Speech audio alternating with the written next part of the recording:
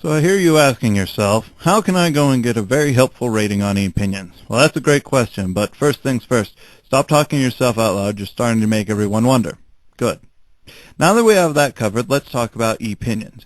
Epinions is a review site where people can review products, and in turn those reviews are reviewed. Sort of a meta-review, which may cause the collapse of the universe if they allow people to rate and review those reviews, but let's move on.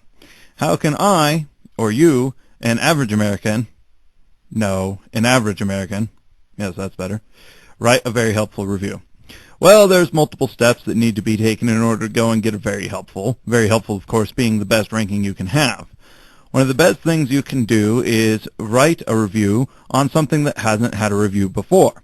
Why? Well, because if you write a review for something that doesn't have a review before, then there's nothing else to judge it by, and you can get a very helpful rather easily compared to something that has an insane amount of reviews. For example, this Harry Potter movie. Look how many reviews it is. Did someone go after 300 reviews? You know, there's just not enough to let people know how this movie is. Let me throw mine in too. Reviews on something like this are as worthless as Zimbabwean dollars, and if you don't know how much a Zimbabwean dollar is worth, let's just say that if you had $100, you'd probably be the equivalent of a billionaire over there. Alright, so let's get back to basics, shall we? So you found something to review. I recommend something simple that doesn't have a lot of characteristics, because after all, that way you can go and get your review done very fast and still be considered extremely helpful. Look at these shoes, for example. There's hardly any of these that have reviews. I mean, there's a few. The one above these had 21 reviews. Why, I don't know, but I guess it must have been a great shoe to review. Alright, so let's look at the review process itself so we know what we're dealing with here. Oh, and one more thing. Before you even start writing your review, remember, you need to be germane and succinct. What do those words mean? Well, as you can see, germane is quite clear in that it both is pertinent and fitting. And succinct, simply, is characterized by clear, precise expression in few words, concise and terse. Oh, and by the way, I hate advertisements. Look at that news trying to pretend it's not an advertisement. Let's move on. Alright, so you want something succinct and germane. And what does this mean? It means say everything you need to say in as few words you need as possible and no more. Why?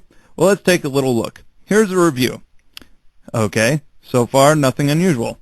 And then you keep looking, and keep looking, and keep looking. Yes, there's more. You must keep looking because this is 6 pages long, or thereabout. Don't make your reviews this long. You don't want them to be short of only like a few words, but come on, people, don't be ridiculous here. If they're too long, no one's going to read them, and you're not going to get any good reviews on them, or ratings of your reviews. Let's not get into that again. Alright, so there's a couple of parts to the reviews. Let's take a look, shall we? Okay, first up, we have the perhaps most important thing, the title. Okay, it's not that important, but you need something catchy if you want people to look at it. Next up, you have the review body. Now, notice it has a 20-word minimum. Well, you need to have the review say something. I recommend that even though it's a 20-word minimum, that you don't try to stick to that, or else people are going to think that you're dumb and have no time to write something proper. So let's try to go and say that your review should be about 200 words, at least if you want to participate in Epinions Cash program. But we're not going to get into that because we just want to write something helpful. Alright, next up, you have your pros and cons. Now remember, when writing these, they're not incredibly important, but you should basically summarize what it is that's good and what is terrible and makes you want to pull out your eyes because they won't stop bleeding. Enough about that movie, let's go on. It's best to continue to step 2 at this point, in which you have to fill out some things that are required and some things that are optional. Now, some of these things will change, and some of them are pretty much the same no matter how many times you do a review. It all depends on the type of product, and, well, that's that. So let's move along to step 3, where you can preview and then publish your review. And trust me, you want to preview things. On the top, you'll see the title, and, of course, what you typed in your review, and underneath you'll see a bunch of the optional or product-specific things. At the bottom, you'll see the pros, the cons, the overall rating, and whether you'd recommend it to a person. And I always recommend that you review what you wrote before you publish it, or else the world may wonder what in the world you were thinking and give you a terrible rating on your review.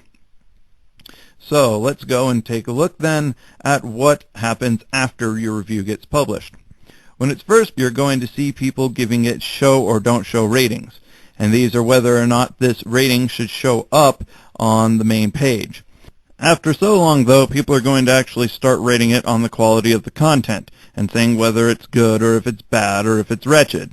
So, of course, what you want to do is not have things like somewhat helpful and not helpful show up, and the best way to do that is to write an honest, clear review. I think we covered this in Germain and Succinct, but in case you didn't get it, don't make it long, don't make it short, and just be honest, or else people will see through your lies. It's not just English teachers who are enthusiastic for their students' writing that can see through your facades.